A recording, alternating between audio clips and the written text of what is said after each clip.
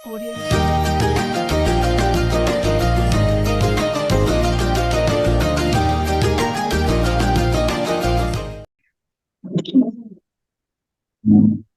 Baik, Assalamualaikum warahmatullahi wabarakatuh. Waalaikumsalam warahmatullahi wabarakatuh. Alhamdulillahirabbil alamin. Nahmaduhu wa nasta'inuhu wa nastaghfiruhu wa na'udzu billahi min syururi anfusina wa min sayyiati a'malina. May yahdihillahu fala mudilla lahu wa may yudlil fala hadiya lahu. Asyhadu an la ilaha illallah wa asyhadu anna Muhammadan abduhu wa rasuluhu la nabiyya ba'dah. Alhamdulillahirabbil alamin. Terima kasih kepada Allah Subhanahu wa taala yang mana kita masih diberi kesehatan untuk bertemu kembali pada acara kajian Kitab Turaj edisi Ramadan pada hari sesi ketiga ya. Kajian Kitab Turaj sesi ketiga ini mengenai kitab Adabul Alim wal Muta'alim. Nah, salawat dan salam tak lupa kita haturkan kepada junjungan Nabi besar kita Muhammad Sallallahu Alaihi Wasallam yang mana kita nantikan syafaat di yaumil kiamah. Adapun sesi Ramadan kali ini, sesi ketiga, Selasa 4 April 2023, yang akan dibawakan oleh Ustadz Muhammad Abdul Hamid dari Ponpes Darul Istiqomah. Beliau sudah hadir di hadapan kita semua, ya Mas Santri semuanya. Nah, kalau begitu kita haturkan langsung saja. Semoga Ustadz. Assalamualaikum warahmatullahi wabarakatuh. Waalaikumsalam warahmatullahi Waalaikumsalam wabarakatuh. warahmatullahi wabarakatuh. Bismillah, alhamdulillah, ala nikmatillah, la hawla wa la quwata illa billah, wa ba'du. Yang saya hormati Mudir Ma'had Al-Jami'ah, Bapak Nasruddin, ya Nasruddin, beserta dengan stafnya yang saya hormati.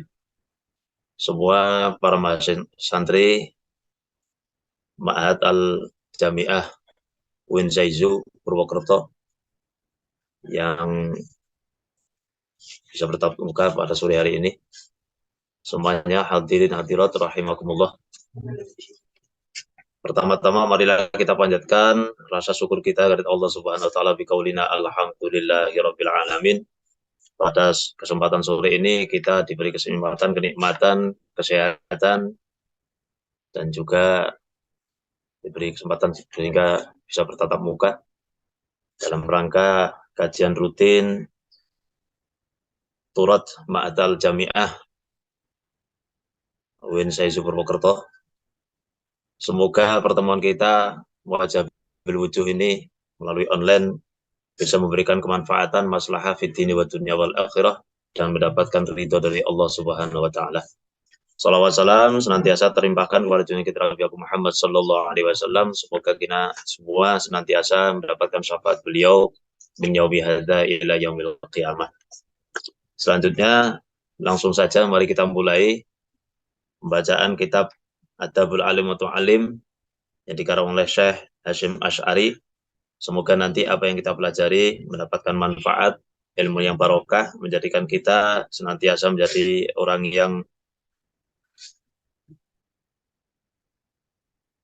benar, mendapatkan ilmu yang manfaat.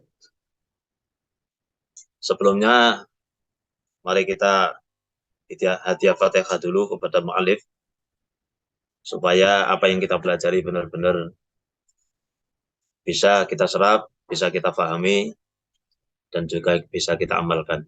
Ibtighai mardhatillah wa li syafaati Rasulillah sallallahu alaihi wasallam. Al-Fatihah. Iyyaka na'budu wa iyyaka nasta'in ihdinas siratal mustaqim siratal ladzina an'amta 'alaihim ghairil maghdubi 'alaihim. Ila hadratil Mustafa Muhammad Rasulullah sallallahu alaihi wasallam wa ala alihi washabihi wa alihi wa sallam jami'a ikhwani minal anbiya wal mursalin wasyuhada wa shalihin jamil malaikatil muqarrabin wallahu syahidul bakara umma rasuluna alika ramallahu wajha sya'ulillahi lamul Fatihah. A'udzu billahi minasyaitonir rajim. إياك نعبد وإياك نستعين اهدنا الصراط المستقيم صراط الذين أنعمت عليهم غير المغضوب عليهم. سبحان حضرة جميع أولياء إله المغرب المشارق الأرض المغرب البر وسلم سبحان أولياء سيدنا شيخ القادر الجيلاني رضي الله عنه جميع ولي من مشايخنا ومشايخهم ولمن أوصلنا بالخير خصوصا إلى روحي جميع مؤلفي كتبنا وعلمنا وخصوصا مؤلف أديب المتن يا هاشم أشعري أن الله يغفر وينفعنا بأسرارهم وأنوارهم وعلومهم في الدين والدنيا والآخرة شيء لله له الفاتحة.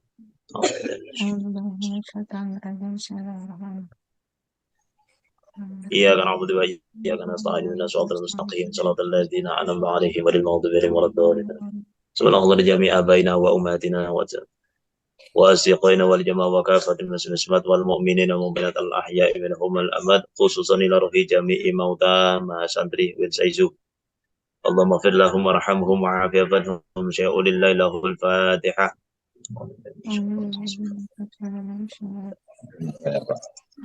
إياك نعبد وإياك نستعين اهدنا الصراط المستقيم صراط الذين أنعمت عليهم غير المغضوب عليهم ولا الضالين آمين.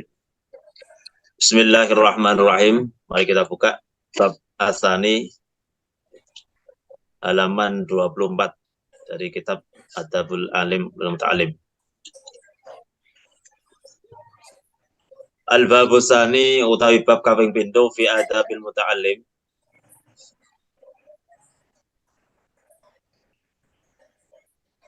Babusani ya. Gimana Ustaz? Babusani, bawahnya lagi. Oke. Ini teh. Al-Babusani utawi bab kaping pindho fi Adabil Muta'allimi iku ing dalem mertelakaken tata kramane wong kang belajar fi nafsihi ing dalem awak dhewene muta'allim wa fi lan iku ing dalem Adabul Muta'allim fi nafsihi asratu anwa'in utawi 10 pira-pira werna minal adabi saking pira-pira adab. Jadi bab yang kedua ini menjelaskan tentang beberapa adab seorang santri ataupun seorang murid kepada dirinya sendiri tatkala menempuh ilmu. Yang di dalamnya tersebut di sini terangkan ada 10 macam adab. Al-awwalu tawi kang awal ayu tahira iku yen to nyucikaken sapa murid muta'allim qalbahu ing atine muta'allim min kulli ghasyin saking perkara kang bujuk wa danasin lan perkara kang kotor min wa ghillin lan unek-unek ala wa hasadin lan drengki wa su'i aqidatin lan alane keyakinan wa su'i khuluqin dan alane budi pekerti. Yang pertama dari adabnya orang yang belajar kepada diri pribadi adalah dia harus berusaha untuk membersihkan hatinya. Membersihkan hatinya min kulli khasyin dari perkara yang membujuk sehingga orang tersebut ketika mau belajar akhirnya perasaannya akan menjadi malas karena ada sesuatu yang membujuk, yang menggoda, yang lebih mengesankan. Contohnya kalau anak-anak ya tinggalkan mainan dulu, tinggalkan kebutuhan yang lain, jadi fokus untuk ngaji. Jangan sampai ada perkara yang membujuk yang lain. Wadanas ataupun perkara yang kotor di dalam hati, jangan sampai ada kotoran. Sifat sombong, sifat drengki, sifat dan yang lain-lain sebagainya itu jauhkan. Jadi ibaratnya seorang murid itu adalah sebuah gelas, jadi ketika mau mendapatkan air yang kalau ingin mendapatkan air, maka gelas tersebut harus dibersihkan dulu dan juga harus dikosongkan dulu. Jangan sampai anehnya gelas itu sudah penuh dan ataupun gelas itu kok kotor, maka ketika dia akan menerima ilmu yang diibaratkan sebuah air, maka nggak bakal bisa masuk.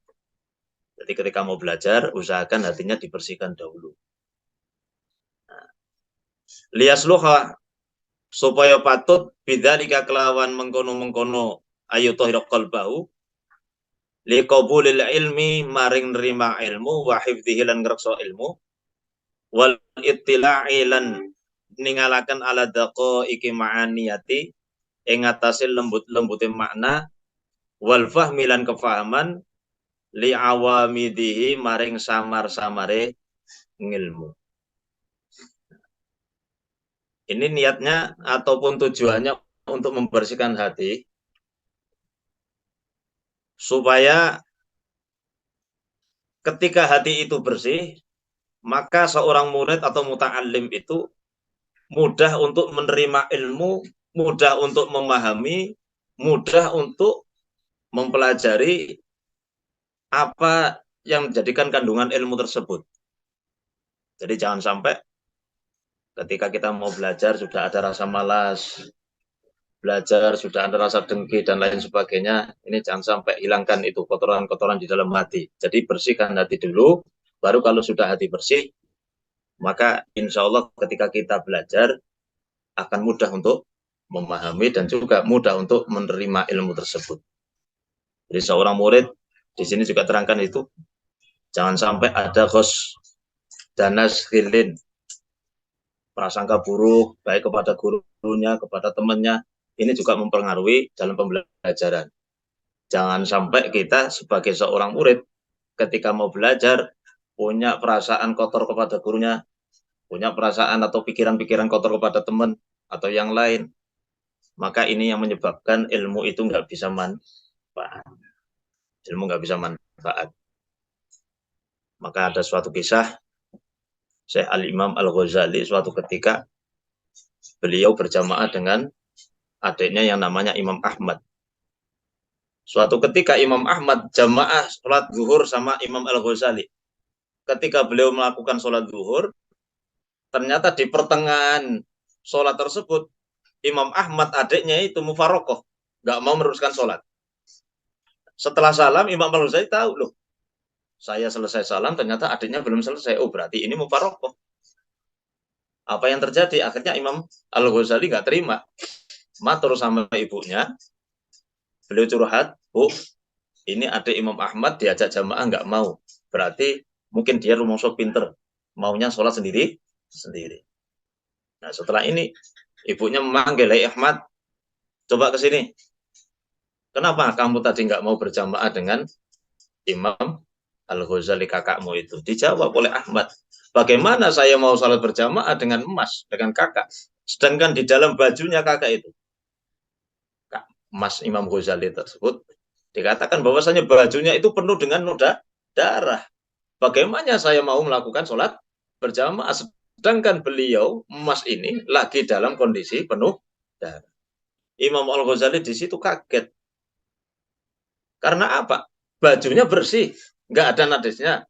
Tapi yang ada itu di dalam hatinya ketika beliau sholat, sebelum melakukan sholat, beliau mengarang kitab haid belum selesai, terus melakukan sholat. Ternyata di belakangnya Imam Ahmad mampu membaca. Loh, ini kaget. Kok kamu bisa mengetahui dalam hatiku? Bahwasan di dalam hatiku tersebut, saya sedang memikirkan kitab haid. Siapa gurumu? Akhirnya diceritakan oleh Imam Ahmad. Guru saya adalah orang yang tukang tambal sepatu, orangnya ya tidak seperti orang alim, seperti orang biasa. Enggak masalah, saya ingin belajar ke sana. Ternyata akhirnya diputuskan Imam Ghazali ke sana mau belajar. Nah, ketika bertemu dengan gurunya Imam Ahmad, disyaratkan boleh kamu belajar di sini asalkan satu. Kamu silakan menguras sepiteng saya, tapi menggunakan baju yang kau pakai, yang biasa digunakan untuk mengajar.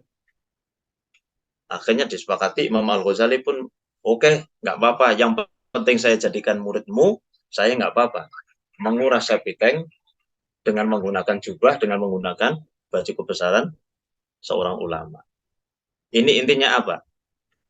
Intinya Imam Al-Ghazali sebelum belajar itu disuruh untuk menghilangkan rasa sombong. Sebelum dia belajar, sudah menjadi orang terkenal, menjadi orang yang alim. Tapi ketika dia ingin belajar lagi, maka hilangkan kesombongan tersebut. Baju ulamanya tinggalkan. Nah, ini syarat-syaratnya seperti itu, termasuknya. Jadi kalau kita ingin mendapatkan ilmu yang manfaat, maka bersihkan hati, terutama dari sifat sombong. Jangan ada sifat sombong. Ada ghillin. Ghillin itu unek-unek olok. Prasangka jelek ke prasangka jelek kepada gurunya yang terutama ini. Jangan sampai ada prasangka jelek kepada seorang guru. Lah, guru saya itu seorang ini, seorang ini, seorang ini.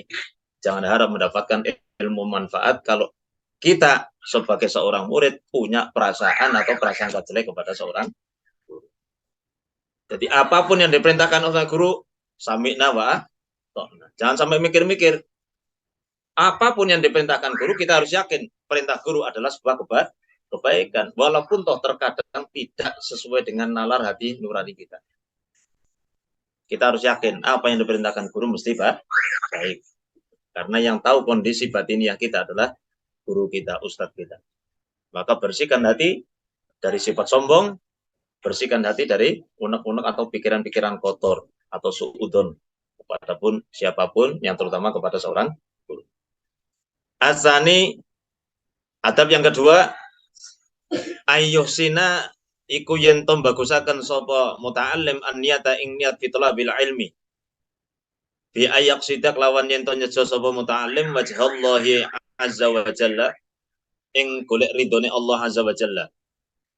Wal amala lan nyejo ing amal bihi kelawan ilmu wa ihya'an lan ngurip-ngurip li syari' wa ihya al syari'ati lan ngurip-ngurip syariat. Wa tanwira qalbihi lan nerangaken atine muta'allim wa tahliyata batinihi lan mas-maisi batine muta'allim wa taqarraba lan niat marek minallahi ta'ala maring Allah ta'ala. Yang kedua, adabnya seorang muta'allim adalah ayyuhassinan niyata fi talabil ilmi. Ketika dia mencari ilmu harus punya niat yang bagus.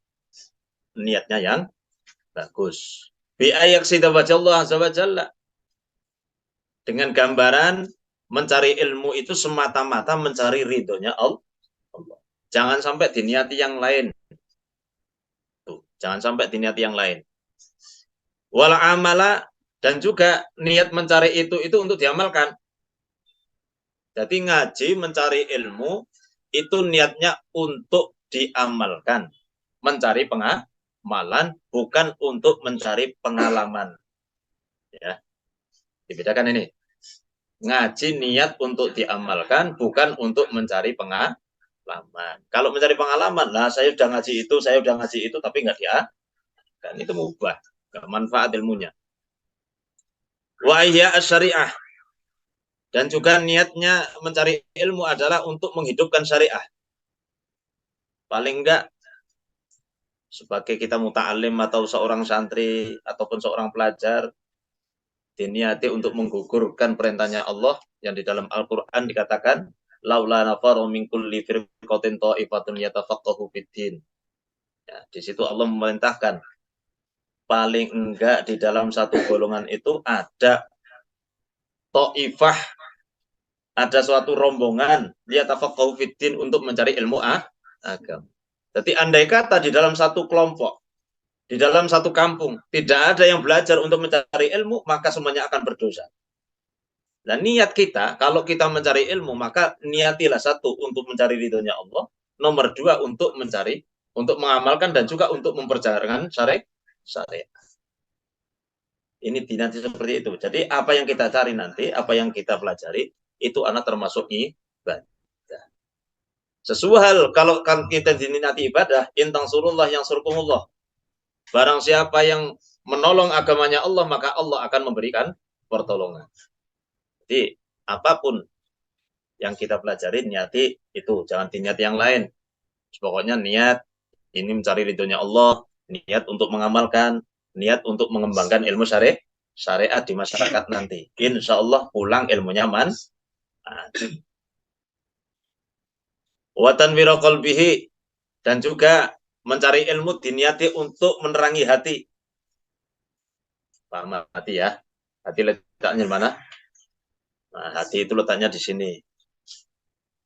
Rasulullah mendikatakan at-taqwa hahuna. Takwa itu sumbernya di hati. Kalau orang itu hatinya hidup, hatinya terang, maka insya Allah dia takwanya pun semakin kuat. Ibadahnya ya kuat. Tapi andai kata hatinya mati, hatinya gelap, maka dia ketika melakukan ibadah pun males. Jadi makanya niatilah mencari ilmu untuk menerangi hati. Andai kata hatinya terang, insya Allah ngibadah jadi mudah. Wa tahliyata batinihi wa taqarrub minallahi ta'ala. Niati untuk taqarrub ilallah. Supaya kita dekat dengan Allah. Karena Allah mengatakan, innama yashallaha min ibadihil ulama. Orang yang takut kepada Allah, itu semata-mata hanya orang yang ngerti, yang punya ilmu. Wala yaqsuda bihil al-aghrad dunyawiyah. Jangan sampai kita mencari ilmu diniati untuk tujuan-tujuan yang bangsa duniawiyah. Minta silir riasah supaya nanti mendapatkan jabatan, waljah mendapatkan pangkat, walmal mendapatkan harta. Pokoknya saya ingin cari ilmu supaya nanti kalau sudah cerdas, sudah pintar, sudah punya gelar, besok di rumah bisa jadi lurah, jadi pejabat, jadi ini, nggak usah jadi niat itu. Pokoknya saya ingin mencari ilmu, insya Allah kalau ilmunya manfaat, kamu mesti jadi orang yang diinginkan. Tapi kalau dari awal sudah diniati, saya mau mencari ilmu, kepingin menjadi ini, kepingin menjadi ini, maka apa yang terjadi? Banyak sekali yang nggak akan berhasil. Wa mubahatil akron, mencari ilmu hanya semata-mata untuk unggul-unggulan kepada teman. Saya supaya menjadi orang yang cerdas, jangan sampai seperti orang-orang yang bodoh itu, supaya nanti saya kelihatan wah, supaya kelihatan mulia di hadapan teman, jangan. Wa ta'diman nasilahu wa nahwi dzalika. Wa ta'diman nas lan diniati ngegungaken menungso lahu maring muta'allim. Ini jangan sampai diniati supaya mencari ilmu itu supaya manusia menghormatinya. Jangan sampai diniati itu. Pada bab sebelumnya ataupun pada makalah yang lain sebelumnya kan sudah dikatakan ini. Man ta'allama ilma mimma yabtaghu bi wajhillah la yata'allamu illa liyusba bi kharba min dunya lam yajid arfal jannah.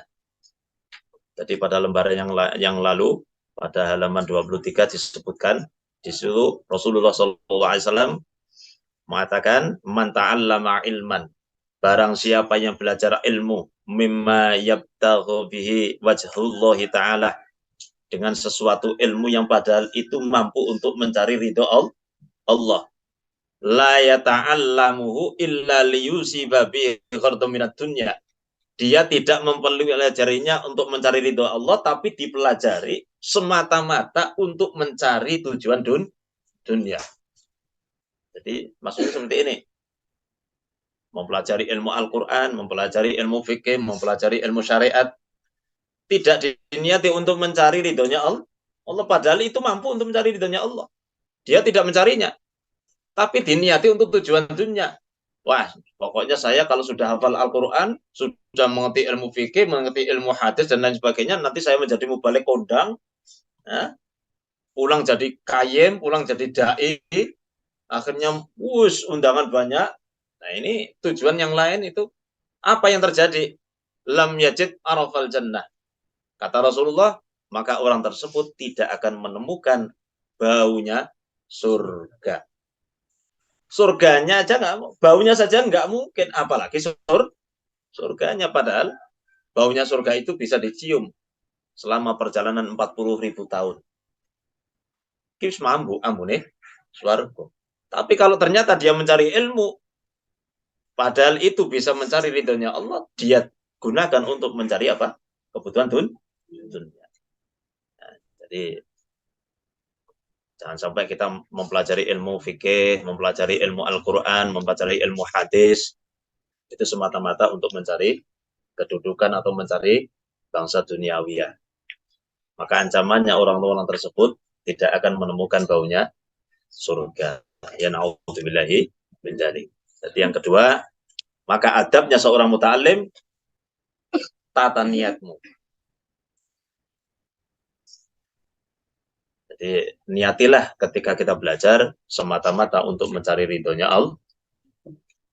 Azalisu tapi kang kaping 3 ayyubadira iku yen to age-age sapa muta'allim bi tahsilil ilmi kelawan ngasilaken ilmu. sababau ing dalam waktu enome muta'alim wa auqata umrihi lan piro-piro waktu umure muta'alim.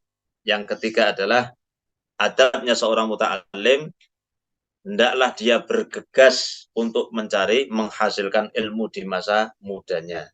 Jangan sampai dia menunda-nunda. Jadi usahakan kalau sekarang kita sempat, ya udah ayo kita mencari ilmu. Jangan sampai menunda-nunda. Wala yaktaran ojo kebujuk sapa muta'alim bi khidai taswif kelawan bujukane penunda-nunda wa ta'mili lan pengarep-arep. Jangan sampai kebujuk dengan nafsu. Ketika mau ngaji, ketika mau belajar, lah ditunda-tunda. Nantilah, nanti malam, besok, minggu depan, tahun depan, atau besok lah kalau saya sudah tua. Ini jangan sampai. Jadi kalau bisa, kita hendaknya mempergunakan waktu, syukur-syukur ketika masih muda, mau belajar. Fa inna kulla sa'ah. Karena setuhune saben-saben waktu. Tamurru iku lewat apa waktu min umri saking umur muta'alim. La buddha, la badala iku rano ganti iku majulah ketuwe sa'ah. Wala iwadun la ora ono liru iku maujud anha saking sa'ah. Karena waktu yang berjalan dari umurnya seseorang itu, waktu tersebut nggak ada gantinya. Kalau sudah terlewatkan, maka waktu tersebut nggak ada gantinya. Kalau sudah lewat ya sudah. Minggu kemarin ya minggu kemarin, nggak bisa kita ulang. Minggu kemarin saya kepengen kembali ke minggu kemarin, nggak ada. Kalau sudah terlewatkan dari umur kita, usia kita, maka yang ada penyesalan. Jadi gunakan waktu sebaik-baiknya. Karena waktu itu di toko nggak ada. Di onlinean ya juga tidak ada. Untuk mengganti waktu yang terbuang itu nggak ada. Jadi gunakan waktu sebaik-baiknya. Wa ayyak ta'ama wa ayyak ta'alan yen to megot sapa mutalim ma ing perkara qadaro kang kuwasa sapa qadaro kang kuwasa sapa muta'alim ali ngatasimma minal ala iki saking urusan as-saghilati kang nungkulaken wal awa iki lan perkara kang ngalang-alangi almaniati kang nyegah antama mil tolabi saking sempurnane nyuprih wal badril ijtihadi lan saking masrahaken jerih payah wa quwwatil jiddi lan saking kuwaten nemen-nemeni fitahsili ing dalem ngasilaken. Dan juga ayat to'ama qadara alaihi, dia hendaklah memutus ataupun menjauhi hal-hal yang dia mampu, ya, yang dia kuati. Pokoknya kalau saya bisa berusaha, kita jauhi urusan-urusan perkara-perkara yang mampu mencegah dari menghasilkan ilmu. Contohnya apa? Ini contohnya ini. Kalau kita bisa menghindari usaha, dagang atau yang lain, tinggalkan dulu. Itu andai kata kita mampu. Loh, ekonomi ada yang biaya dari orang tua. Jadi fokus saja belajar. Kalau memang ekonomi sudah ada yang jamin. Jangan sampai sambil belajar, akhirnya mungkin ada kesempatan, dia membuka usaha yang lain. Ini akhirnya jadi rancu. Kepikiran untuk bisnis, kepikiran dengan belajar. Ini bisa rancu. Jadi bisa mengganggu dalam menghasilkan ilmu. Kalau mampu kita jauhi, ya jauhi. Tapi kalau tidak mampu, karena mungkin kita belajar, membutuhkan biaya, sedangkan biaya tersebut tidak mampu dipenuhi orang-orang lain, harus kita sendiri, ya silahkan. Tapi jangan sampai mengganggu aktivitas belajar. Asalis Ar-Rabi utawi kang kaping 4. Adab yang keempat. Ayyaqna'a iku yen to nrima sapa muta'allim minal kuti saking panganan wal libasi lan pakaian bima kelawan perkara tayassara kang gampang apa ma Yang keempat, adabnya seorang murid, seorang muta'allim, yaitu dia mampu qanaah, dia mau menerima apa adanya, baik itu entah makanan ataupun pakaian. Jadi hendaklah seorang murid itu tidak berlebih berlebihan. Udah qanaah apa adanya kita makan. Apa adanya kita pakai. Jangan berlebihan bermegah-megahan. Tuh. Babis sabri mongko kelawan sabar ala adnal ais ing atase luweh andhape penguripan yanalu iku merkoleh apa saatul ilmi jembaring ilmu. Karena dengan sabarnya minimnya ekonomi itu bisa malah memperoleh jembarnya luasnya ilmu. Dengan sabar kita menghadapi ekonomi yang pas-pasan, maka mampu untuk mendapatkan ataupun menghasilkan luasnya ilmu. Ini seperti yang dicontohkan oleh pengarang kitab ini, Mbah Hasyim Asy'ari. Mbah Hasyim Asy'ari tatkala itu mondok di tempatnya Syekhuna Khalil Bangkalan. Beliau bukan kok di sana bermegah-megahan, makan enak-enakan, tidak. Jadi ketika beliau di sana mondok di tempatnya Hadratus Syekh Mbah Khalil Bangkalan, Yai Hasyim Asy'ari itu orangnya santri pas-pasan.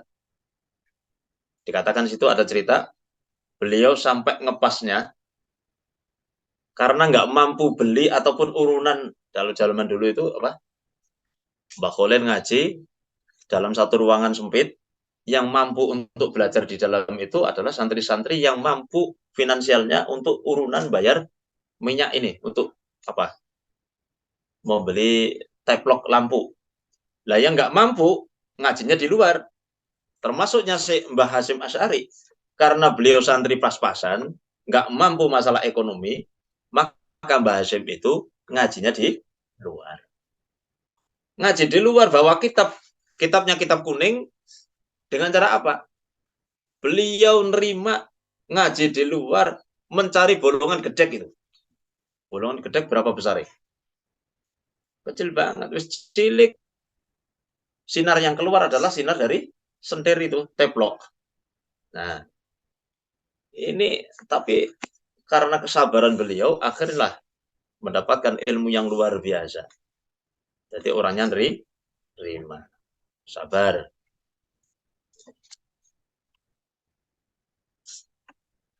Wa jam'a samlil qalbi wa jam'a lan ngumpulaken pisah-pisah ati min mutafarriqatil amali saking pira-pira payahe saking pira-pira pecahe angen-angen. Karena orang yang sabar dengan masalah ekonomi yang pas-pasan itu akhirnya bisa mengendalikan nafsunya, pikirannya nggak kemana-mana. Jadi kalau ada santri atau mahasiswa yang di situ kok sangunya berlebih-lebihan, ini biasanya kan pikirannya, nafsunya itu kemana-mana, ingin ini, nafsunya ingin ini, ingin beli itu, ingin menikmati ini. Itu. Tapi kalau ternyata sangunya pas-pasan, maka dia nerima, hatinya nggak kemana-mana, nggak kegoda apa-apa. Jadi fokus belajar nggak kegoda mana-mana. Wa tafajjaru lan milih fihi ing dalam sobar apa ya nabi ulah hikami piro-piro jumbrani hikmah. Dengan sabar menghadapi pasnya ekonomi, maka akan keluar yang namanya hikmah. Jadi adab yang keempat adalah seorang santri itu harus qanaah, harus menerima, jangan sampai hidupnya terlalu mewahan, megah-megahan. Qala dawuh sapa imamuna, imam kita Syafi'i radhiyallahu an. Saya Imam Syafi'i dawuh, la yuflihu ora bejo sapa man wong tola bakang nyupri sapa man al ilma ing ilmu bi izzatin nafsu kelawan luhure awak wa sa'atil ma'isati lan jembare penguripan. Imam Syafi'i berkata bahwasanya seseorang yang mencari ilmu bi'izzatin nafsi, dengan kemuliaan diri, wasa'atil ma'isah, dengan luasnya rizkinya, maka dia tidak akan memperoleh kebahagiaan, tidak akan memperoleh sebuah kemudahan. Itu Imam Syafi'i. Beliau mengatakan seperti itu. Jadi seseorang yang mencari ilmu dengan kemuliaan diri, pakaiannya mewah, makanannya enak, maka dia tidak akan mendapatkan sesuatu kemudahan ataupun mendapatkan suatu kebaikan. Walakin man, tetapi nutai wong tola kang nyupres sapa man bidillatin kelawan ino, bidillatin nafsi kelawan inone awak, wadhiqil aisi lan rupake maisah, wa khidmatil ulama ilan ngeladani ulama, aflahu iku bejo sapa man. Tetapi sebaliknya, seseorang yang mencari ilmu dengan rendah diri, dengan sempitnya rizki, dia mau untuk berkhidmah kepada orang alim, berkhidmah kepada gurunya, aflahu itulah yang lebih bahagia, yang lebih mendapatkan kemanfaatan. Makanya banyak sekali ulama-ulama zaman dahulu itu, ketika beliau-beliau mencari ilmu, semuanya dalam kondisi riyadhah, pas-pasan, hidupnya nggak ada yang mewah. Yang contohkan itu Mbah Karim Lirboyo, suatu ketika karena hidupnya pas-pasan, ketika mau nyantri, ternyata nyantri di tempatnya Mbah Khalil Bangkalan, dari Magelang itu nggak bawa apa-apa. Sampai di Bangkalan, kalau sangunya habis, ya, kalau ternyata sangunya habis, nggak ada yang ngirimi. Beliau usaha mencari kerjaan, ikut panen sama penduduk di masyarakat sekitar daerah Bangkalan. Hasil panen, nanti dia mendapatkan upahnya gabah, dibawa ke pondok, digunakan untuk sangu mondok. Nah, apa yang terjadi suatu ketika? Yang namanya Mbah Karim Abdul Karim itu. Ketika Abdul Karim ini selesai ikut panen penduduk sekitar, panen pari, hasilnya mau dibawa ke dalam pondok, ternyata di depan pondok ada Mbah Khalil Bangkalan, diminta. Ya Karim sini. Alhamdulillah, masukkan langsung masukkan ke dapur. Diminta sangunya oleh Romo Yai. Akhirnya dikasihkan sama ke Mbah Khalil Bangkalan. Ternyata apa yang terjadi? Sama Mbah Khalil tidak dimakan, malah gabah yang digunakan itu tadi, yang hasilnya dari Mbah Karim itu, dikasihkan makan kepada ayam. Setelah itu, Mbah Karim di dalam kamar melihat, Masya Allah, hasil jerih payahku, usahaku panen, gabah mau digunakan untuk sangu mondok, ternyata malah dikasihkan sama ayam. Ya langsung di dalam mati, susah. Tapi beliau sabar. Ketika sore diundang oleh Kiai Khalil Bangkalan, Karim sini, ditanyai, kamu sudah makan apa belum? Kalau jawabannya santri sekarang kemana? Ya, karena gabahnya sudah diminta, kapan saya makan? Tapi jawabannya beliau diam, nggak bisa jawab. Kalau saya jawab sudah, berarti melomboni. Kalau saya jawab belum, kok tomak, berharap nanti dikasih, iya. Akhirnya diam dok. Ditanyai lagi, Karim sudah makan belum? Diam. Karim, sudah makan apa belum? Ya mendel mawon. Akhirnya, udah Karim. Itu di belakang pondok ada pohon pace. Saya halalkan bagi kamu, gunakan untuk sangu mondok. Alhamdulillah. Maka tiap hari Mbah Karim itu, pendiri Pondok Pesantren Lirboyo, daharnya itu, sangunya adalah ketika dia lapar, ngambil 3 helai daun pace digunakan untuk makan. Nah, makanya sampai sekarang Pondok Lirboyo alhamdulillah besar seperti itu. Jadi kemuliaan itu didapatkan dari seseorang yang mencari ilmu dalam kondisi payah dan juga sabar. Wal khamisu, tapi kang kaping 5, ayak sima iku yento bagi sapa muta'alim au qata lailihi ing pira-pira wektu wengine muta'alim wa nahari lan awane muta'alim wa yaqtanima lan yento jarah sapa muta'alim ma ing perkara baki kang kari apa ma min umri saking umuri muta'alim. Adab yang kelima adalah dia mau untuk membagi waktu, malam dibagi, siangnya dibagi. Tidak dihabiskan untuk tidur semua, siang digunakan untuk bermain, semua tidak. Tapi dibagi, bisa membagi waktu. Jadi santri yang baik itu punya adab pada dirinya, mau membagi waktunya. Jadi bisa memanajemen waktunya. Jangan sampai ada waktu yang tersia-sia. Jangan sampai waktunya ngaji, waktunya mencari ilmu, malah payah. Tapi waktunya yang lain, yang tidak mencari ilmu, malah dia semangat. Itu jangan sampai. Jadi gunakan waktu yang sebaik-baiknya. Wa in baqiyatil umri. Fa inna baqiyatil umri. Karena setune sisane umur la qimata iku ora ono rega laha kedue baqiyatul umri. Karena umur itu tidak ada harganya. Nanti kalau ada umur yang tersia-siakan, maka kita susah mau mencari kemana. Makanya banyak ada sebuah syair mengatakan laitas sababa ya'udu yauman. Laitas sababa berharap ya Allah, andai kata waktu muda itu bisa kembali lagi. Itu sudah terjadi penyesalan, nggak mungkin selama-lamanya itu kembali lagi.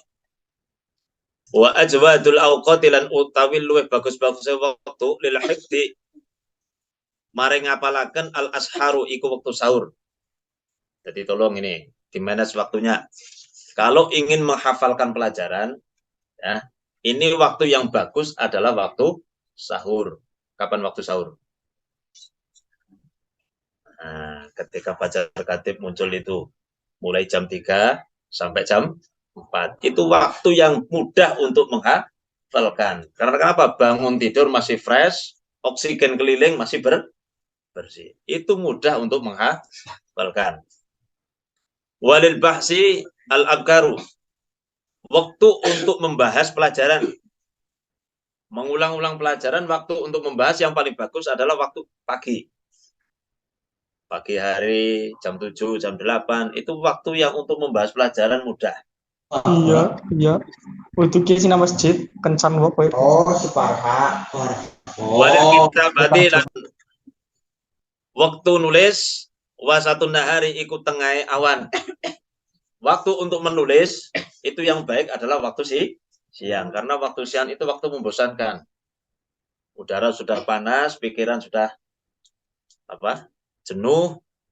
Ini kalau kita buat mikir untuk hafalan itu kurang bagus. Yang paling bagus adalah untuk menulis, untuk menyalin pelajaran, untuk menulis bagusnya siang. Tapi untuk menghafalkan adalah waktu sahur. Walil mutola'ah lan waktu kedua mutola'ah wal mudzakara lan ngeling-eling al-lailu iku wengi. Untuk mutola'ah, mengulang pelajaran, untuk mengingat-ingat pelajaran itu yang bagus adalah waktu malam. Ini kalau bisa di-manage waktunya. Saya ingin menghafalkan pelajaran kalau bisa sebelum sahur.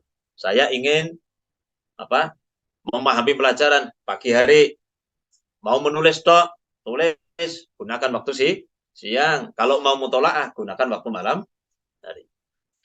Wa asbatu makinil hifdi lan utawi luwih bagus-bagusnya pira-pira panggonan ngapalaken al-hurafu yaiku pira-pira kamar. Tempat untuk mudah menghafalkan adalah kamar. Kamar itu yang ada cuma kasur, almari, benda mati semua. Bukan seperti kamarnya orang sekarang, ada TV-nya, ada laptopnya, itu bisa mengganggu. Kita menghafalkan sulit. Jadi nggak ada yang ganggu adalah kamar. Wa kullu maudhi'in lan saben-saben panggonan ba'idin kang adoh anil mulhiyati saking pira-pira perkara kang ngelalekaken, dan juga tempat-tempat jauh, tempat-tempat yang jauh dari perkara-perkara yang bisa melalaikan hafalan kita. Jadi kalau ingin menghafalkan yang lebih baik adalah tempat yang sunyi. Jangan sampai di tempat keramaian atau tempat yang di situ ada hiburannya, itu malah nggak bagus. Walaya sunulan ora bagus apa hifdzu ngapalaken bi hadratin nabati ing dalem ngarepe pira-pira wit-witan wal hudrati lan ijon-ijonan wal anhari lan pira-pira kali wa dujihil aswati lan kemeruwe pira-pira swara. Jadi tidak bagus andai kata kita itu hafalan malah di tempat-tempat yang rindang, tempat daun-daunan, ataupun di taman, ataupun di lokasi kolam, itu nggak bagus malah kita terganggu. mau hafalan malah fokus pada pohon-pohonan. Jadi bagusnya itu malah tempat yang sunyi, di kamar itu malah bagus untuk menghafalkan. Wasadisu utawi kang kaping 6 ayyuqal lillah iku yen to ngideaken sapa muta'allim al-aqla ing mangan wasyurbalan ing minum. Adab yang ke nomor 6 adalah dia untuk meminimalisir dalam masalah makan dan minum. Jadi jangan sampai terlalu kekenyangan, jangan sampai terlalu banyak makan dan banyak minum. Fa inna syaba'a yamna'u minal ibadah wa yuskilul badana. Karena kenapa? Orang yang warak kekenyangan itu bisa mencegah ibadah dan juga menyebabkan awak ataupun badan menjadi berat. Wong lek kelemon dadi abot. Wong lek kewarak kan akhirnya dadi napa? Males ibadah. Wong lek wis kewarak kan dadi males ibadah. Makanya kalau buka puasa kekenyangan arep traweh males. Jadi yang apik makan ya usah terlalu kenyangan. Wa min fawaidi qillatil aqli dan iku sebagiannya termasuk faedahe ngidekaken panganan sihatul badani utawi warase badan wadaful amrodi lan nolak piro-piro penyakit al badaniyati kang bangsa badan. Termasuk faedahnya kita makan sedikit adalah supaya badan menjadi sehat untuk menyolak penyakit badan. Kalau penyakit hati ya tidak ada unsur makanan itu. Ada orang galau, stres, depresi, itu bukan masalah makanan. Maka masalah-masalah yang lain itu. WA nggak dibales, chattingan, diblokir, itu bisa menyebabkan penyakit jiwa. Tapi kalau masalah makanan bisa menyebabkan penyakit badan. Ada orang batuk, sesak nafas ya karena makanan itu. Fa inna sababa kronos tunis sebabe amrotil badan ya kasrotul akri iku akeh mangan wa kasrotul surbi lan akeh minum. Orang banyak makan ikan, makan daging itu malah menyebabkan kolesterol ya. Orang banyak minum sirup, minum manis-manisan bisa menyebabkan radang tenggorokan dan lain sebagainya. Makanya jangan kebanyakan. Cukup sidik saja. Sidik ya. Sidik jangan di mana nih. Saya makannya minumnya juga sidik kok. Sidik-sidik minum, sidik-sidik makan. Nah, itu malah jadi akeh. Maksudnya sidik porsinya. Kama kila kaya oleh den aturaken fa inna da'a aktsaru ma tara yakunu min at-ta'ami awi syarab. Karena sesungguhnya penyakit yang kita lihat itu sumbernya adalah memang karena kebanyakan makan dan kebanyakan minum. Wasihatul qulub minatugyani wal bator. Dan termasuk faedahnya menyedikitkan makanan adalah sihatul qulub. Untuk apa? Menyehatkan hati, minatugyan dari lacut, wal bator dan sombong. Jadi kalau orang itu lapar, maka dia nggak bakalan sombong. Kebanyakan orang sombong itu orang yang kenyang. Lek wareg biasanya sombong. Jadi insya Allah kalau orangnya lapar, maka dia akan tawadu. Walam yuro ahadun minal auliya, walam yuro lan ora den tingali ahadun minal auliya wal aimati wal ulama al ahyar yatasifu au yusofu bi kasratil akri. Kita tidak pernah melihat atau tidak pernah mendengar salah satu dari para a'immah kita, ulama-ulama kita, imam-imam kita, Imam Syafi'i, Imam Hanafi, Imam Hambali, Imam Maliki, ataupun ulama-ulama kita, Mbah Hasyim Asy'ari dan juga lain sebagainya, Mbah Khalil dan lainnya yang terkenal, itu tidak pernah kita lihat beliau terkenal ataupun dikenal karena banyak makan. Kebanyakan beliau adalah orang-orang yang riyadhah. Guru-guru saya itu yang sana Mbah Khalil, Mbah Abdul Karim, daharnya cuma pakai daun pace. Mbah Maksum Jauhari, pendiri Pagar Nusa, itu daharnya cuma pakai ini tok kunir 3 jari ini tok. Pakai kunir 3 jari ini, sebesar jari tok, jumlahnya 3. Dan lain sebagainya. Banyak ulama-ulama menjadi ngalim itu tidak karena banyak makan, tapi justru beliau orang-orang yang riyadhah. Wa innama tuhmatu kasratul akli minad dawabi allati la ta'qilu wa tarsadu lil amal. Sesungguhnya yang dipuji banyak makan itu bukan manusia, tapi minad dawab, dari hewan-hewan yang mana allati la ta'qilu, yang mana tidak punya akal, wa tarsadu lil amal, yang cuma digunakan untuk amal, untuk apa?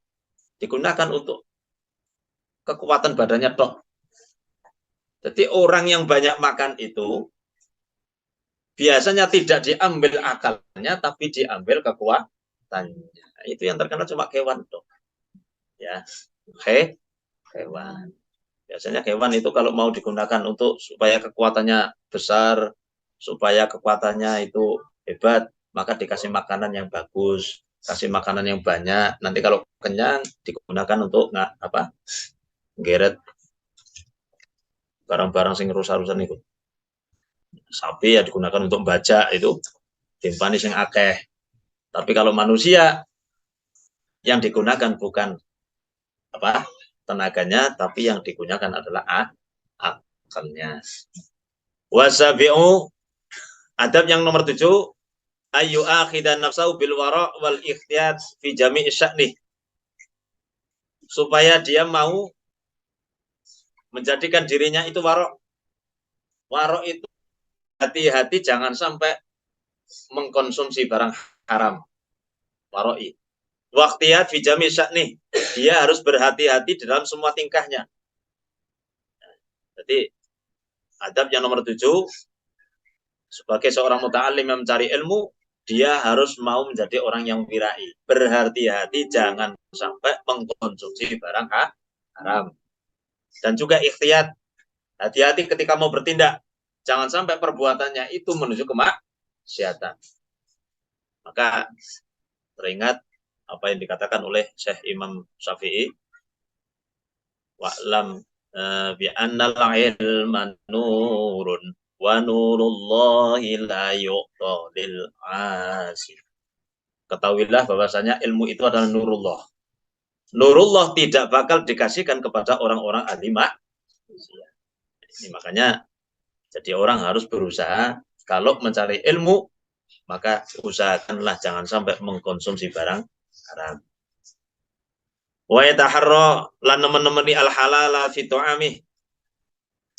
Dia harus berusaha mencari makanan yang halal wasarabihi, dan juga makanannya, walibasi, dan pakaiannya, apa yang dia kenakan, wa maskanihi, dan juga tempatnya juga harus berusaha tempat yang baik, tempat yang halal. Wa fi jami'i ma yataju ilaihi, dan juga semua apa yang dia butuhkan, liyastani qalbuhu, supaya hatinya itu menjadi padam, hatinya menjadi terang.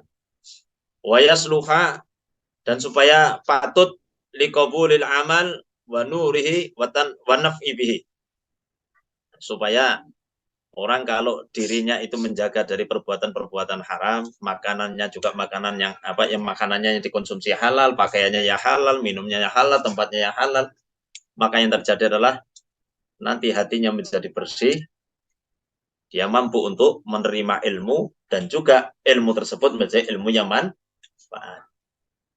Wa yanbaghi lahu ayyastamila ar-rukhas fi mawadi'a, dan sebaiknya bagi seorang thalabul ilmi itu menggunakan rukhsahnya Allah di tempat-tempat yang di situ memang Allah memberikan rukhsah.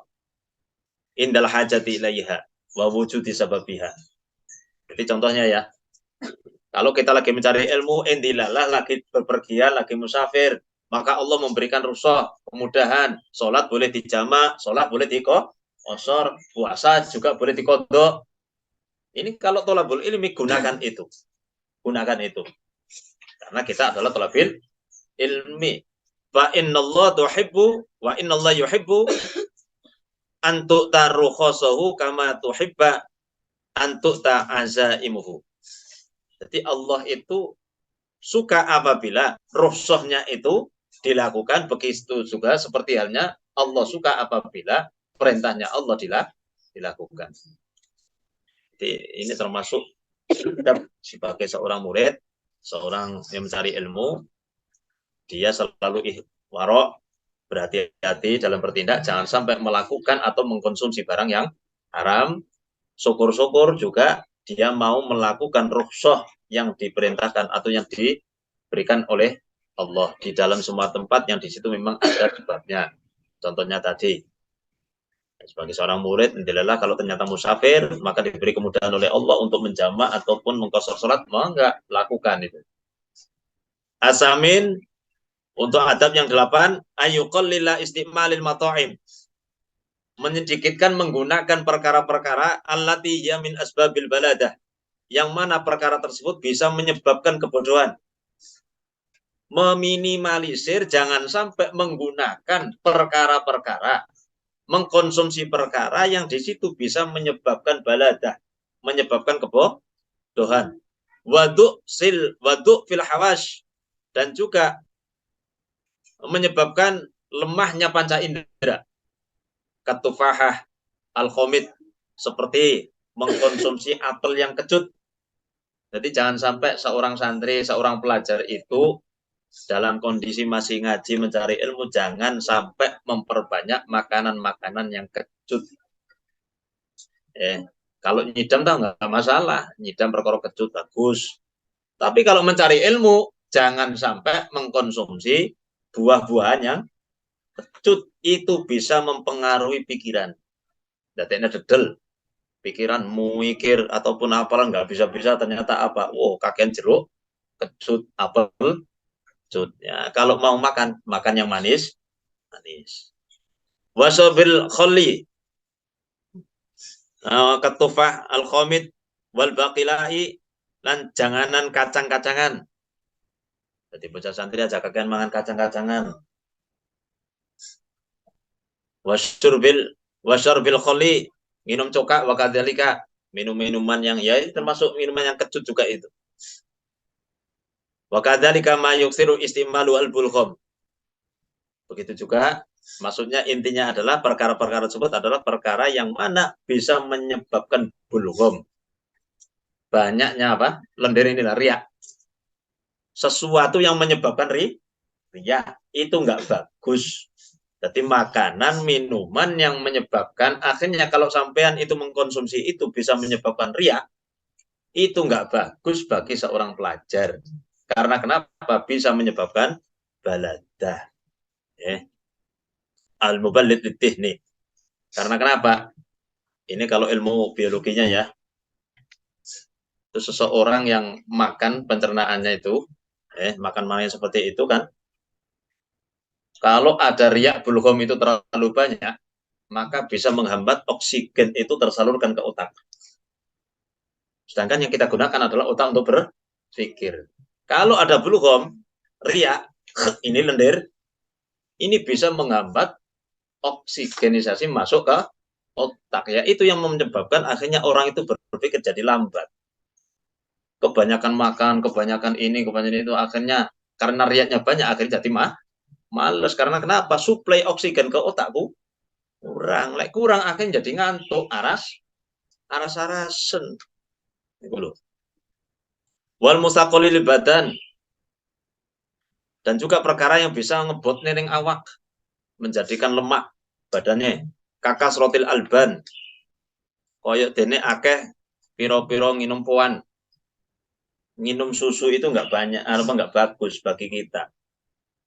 Susu itu memang enak, bagus, banyak vitamin, tapi dianjurkan untuk anak minimal maksimalnya 2 tahun. Untuk 2 tahun ke bawah itu bagus susu. Tapi kalau 2 tahun ke atas susu itu nggak bagus. Seperti hanya binatang. Binatang itu menyusui cukup 2 bulan, setelah itu makan suket. Ya kan? Apa ada wedus nyusu terus? Terus rampung nyusu ya makan suket. Ya pokoknya seperti itu manusia. Kalau sudah 2 tahun selesai nyusu, ya sudah, makan yang lain. Jangan konsumsi susu. Kebanyakan susu itu malah bisa menyebabkan lemak. Akhirnya inilah menjadikan badan menjadi berat. Wasamak, wasbadalik, wasamak, iwak loh. Iwak loh itu ikan laut. Karena kenapa? Ikan laut itu kalau di dalam hadis mendoakan orang mencari ilmu. Lah yang mencari ilmu yang didoakan yang mendoakan mencari ilmu kok malah makan. Jadi nggak bagus. Makanya jangan sampai makan ikan laut. Hindari. Wayang bagi lan sayukjo ayat staniba apa yang tong ngedoi sapa muta'allim ma ing perkara yurisul nisyan. Dia menjauhi perkara-perkara yang mampu untuk menyebabkan kelupaan.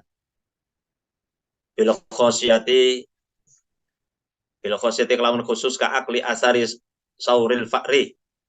Ini di sini dicontohkan apa yang mampu untuk menyebabkan kelupaan wong dadi kelalen adalah makan bekas ataupun sisa dari seremet tikus.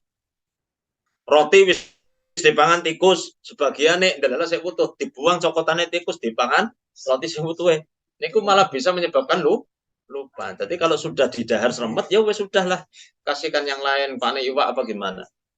Nah, kal akli asaril bakti. Jadi bekas makan tikus ini kalau dimakan bisa nyebabnya lupa. Wa qiraati alwahil kubur. Termasuk hal yang bisa menyebabkan lupa apa? Membaca tulisan-tulisan yang ada di kuburan. Iki siapa yang mati? Tahun pira? Ini jangan dibaca ini ya. Yang bagus itu memang kuburan polos, maisan-maisan itu. Jadi jangan sampai suka membaca tulisan-tulisan itu kijing ya. Itu bisa menyebabkan orang menjadi lupa. Waddukhuli baina hamalaini, jamalaini. Ataupun terusnya adalah masuk di antara ganggangannya dua unta. Ada unta yang dijiret jalan bareng itu. Jangan sampai kamu masuk ataupun lewat di tengah-tengahnya. Kalau di sini ada unta, ini Arab Saudi kan ada unta jajaran digunakan untuk muat barang, akhirnya lewat di tengah-tengah. Itu bisa menyebabkan lupa. Wa ilqa'i qomal hayyan. Termasuk yang bisa menyebabkan lupa adalah membuang tumak. Tumak, ngerti tumak? Wa ma'adrokama tumak. Tumak itu kutu ya, kutu rambut. Membuang kutu rambut dalam kondisi hidup. Jadi kalau bisa tumak ini dipateni dhisik baru dibuang. Kalau membuang tumak ini, komal, kutu rambut, hidup-hidupan, itu bisa menyebabkan lupa. Watasi adab yang nomor 9, ayyuqallila naumahu malam yalhaqhu dororun fi badanihi wa tuhnihi. Ini waktunya singkat ya, dipercepat. Yang nomor 9 adalah menyedikitkan tidur selagi tidak membahayakan pada badan. Ya, selagi tidak membahayakan pada badan. Kalau kita ternyata mampu untuk tidak tidur, monggo. Tapi kalau ternyata kurang tidur, akhirnya badan menjadi lesu, menjadi malas, jangan sampai. Ya kita berarti tambahi tidurnya. Wala yazidu fi naumihi fil yaumi wal lailah ala samani sa'ah wa huwa sulusu zaman. Jangan sampai menambahi waktu tidur kita sehari semalam selama 8 jam. 8 jam itu adalah sepertiga waktu satu hari satu malam. 24 jam berarti sepertiganya berapa? 8 jam. Jadi jangan tidur melebihi 8 jam. Jangan dibalik. Melek 8 jam, tidurnya berapa? 16 jam. Jangan sampai dibalik. 16 jam untuk aktivitas, 8 jam untuk tidur. Fa ini tamala halu aqalla mina fa'ala. Apabila kita mampu untuk mengurangi waktu 8 jam tidurnya, dikurangi monggo. Kalau mampu, kalau kuat monggo. Wala ba'sa ayyuriha nafsuhu wa qalbuhu wa dunuhu wa basaruhu idza kalla syai'un min dzalika wa da'ufa bi tanazzuhu wa taghfirul mutaghfir bi haitsu ya'udu ila ahli la yudayyi'u alaihi. Apabila kok ternyata 8 jam itu ketika kita kurangi waktu tidurnya mengganggu aktivitas kita, malah menjadi badan menjadi lemes, sebaiknya jangan dilakukan. Ya sudahlah, maksimal 8 jam. Jadi jangan sampai lebih dari 8 jam. Kalau kurang boleh, kalau lebih jangan. Wal ashir, adab yang terakhir yang nomor 10, ayatrukal asroh fa in taraka min aham mimma yang bagi di talabil ilmi. Untuk meninggalkan pergaulan. Meninggalkan pergaulan. Fa inna tarakaha min aham mimma yang bagi di talabil ilmi, karena menjauhi pergaulan itu termasuk lebih pentingnya perkara yang anjurkan kepada orang yang mencari ilmu. Wala syaman li ghairi jinsi khususon. Apalagi pergaulan dengan lain jenis. Ini dikurangi, jauhi. In kasura labu wa qillatu fikratuhu. Apabila ketika kita bergaul di situ malah yang banyak adalah main-main tok. Dolanan, tok, kumpul dolanan tanpa ada perpikiran. Tanpa ada pelajaran. Kumpul cuma ngobrol jauhi seperti itu. Fa inna tabas surrokun. Karena yang namanya watak itu adalah bisa mencuri. Kalau kita kumpul dengan orang-orang yang mubah-mubahan, yang cuma main-main tok, yang cuma seneng-seneng tok, akhirnya terbawa arus. Akhirnya nanti ketika belajar menjadi males. Wa afatul israh diya'ul umri bi ghairi faidah. Termasuk bahayanya pergaulan adalah menyia-nyiakan umur dengan tanpa adanya faedah. Wa hadza buddin idza kana ma'a ghairi alihi, dan juga bisa menghilangkan agama apabila kita kumpul dengan orang yang tidak ahli agama. Bermain dengan teman-temannya ternyata tidak mengerti agama, tidak mau beribadah, akhirnya cuma main-main tok, akhirnya kita bisa terbawa arus. Yang maunya mau sholat menjadi nggak mau sholat, yang sering puasa nggak mau puasa. Ini karena pergaulan, makanya pergaulan hindari. Fa in ihtaja ila man yashabuhu falyakun sahiban solihan dinan taqiyan warian zakiyan. Kalau andai kata kita memang membutuhkan untuk berteman, kita dituntut untuk berteman, maka carilah teman yang solih, yang punya agama, yang takwa, dan juga yang wirai. Yang wirai itu mau untuk menjaga diri, jangan sampai terjerumus pada perkara haram. Sekian kasirul khairi qalilal syarri hasanal muruati. Itu kategori teman-teman yang bagus yang patut untuk kita cari. Jadi kalau memang kita membutuhkan teman, maka carilah yang solih, yang takwa, orangnya yang zaki, yang bersih. Kasirul khairi, banyak kebagusan, yang ahli sedekah, murah senyum, bagus adabnya. Qalilal syarri, yang sedikit amal jeleknya. Jangan sampai duit teman karena memang katanya solidaritas lah, saya nggak enak. Orang jelek dikumpuli, akhirnya bisa nanti menjadi inna syadzakara wa in dzakara a'anahu.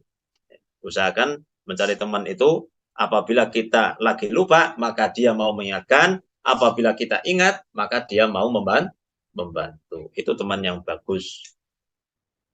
Teman yang bagus adalah teman yang membantu kita dalam kondisi susah. Bukan kok teman yang menjadikan kita menjadi orang yang nggak baik. Itu teman yang nggak bagus. Nah, karena waktu cerah selesai nggih? Iya, Ustaz. Mungkin dari apa yang saya sampaikan, yang kita pelajari, semoga bisa mendapatkan manfaat. Dari kami ada kurang lebihnya, mohon maaf. Hadanallahu wa iyyakum ajmain. Wassalamualaikum warahmatullahi wabarakatuh. Waalaikumsalam Waalaikumsalam warahmatullahi wabarakatuh. Jazakumullah Ustaz Muhammad Abdul Hamid. Semoga ilmu yang sudah diberikan beliau memberi keberkahan, barokah kepada kita semua. Amin. Baik, sampai ujung waktu kita sudah mendekati mau berbuka puasa. Langsung saja kita ada sesi tanya jawab mungkin Ustaz, mau diadain sesi tanya jawab? Ya monggo, waktunya masih ada nggak? Enggak, guys, 5:30 sih Ustaz. Selain waktu. Ya mungkin ada. Mungkin dari Mas Santri, monggo silakan kalau ada yang mau bertanya.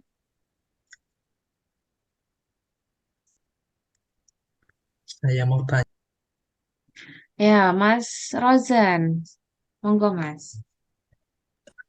Ya, yang mau saya tanyakan itu apakah orang yang kebanyakan tidur itu mempengaruhi kesehatan orang tersebut? Mohon jelaskan.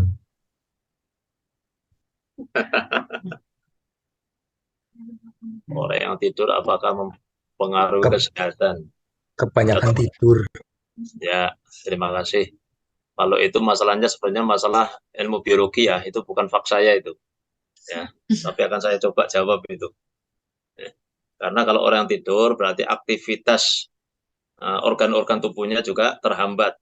Jadi mandek semua otomatis mempengaruhi kesehatannya juga, itu otomatis bisa mempengaruhi siklus oksigen juga kurang, ataupun yang lainnya organ tubuhnya kan juga nggak maksimal.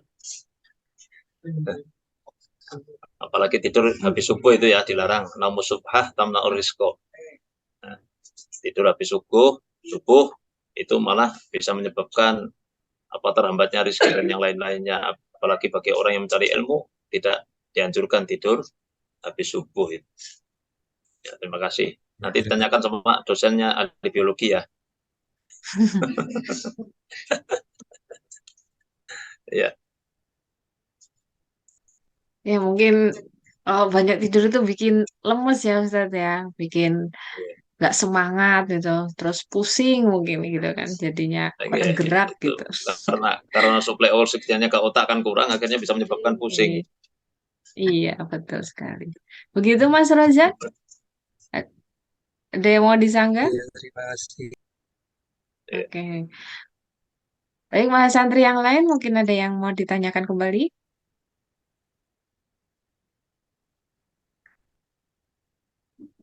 Ya, oke. Kami rasa tidak ada sepertinya Ustaz.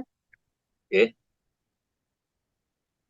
Nih, ngatan mawon, niki udah mau berbuka puasa.